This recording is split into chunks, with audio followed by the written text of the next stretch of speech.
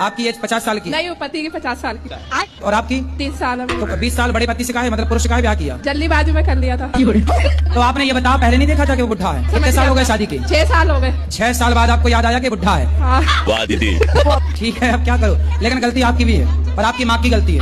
आपकी माँ ने ब्याह कराया? नहीं, मैंने अपनी मर्जी से करा था देख के। दीदी पर ये बताओ क्या देखा, क्या सुंदर था, पैसे वाला था, क्या था? मतलब ठीक है, ऐश कराएगा ये वो। तो जब आपकी पसंद का था तो फिर 6 सालों पसंद खत्म।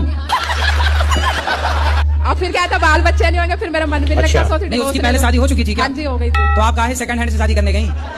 अभी तो जिंदगी बची, अभी तो डिवोर्स ले सकते, आगे तो जिंदगी खराब। फिर जब आपने उस बुढ़े से ब्याह किया था तब मेरे से तो पूछा नहीं था। अब बुढ़ा देख के भाग रही हो।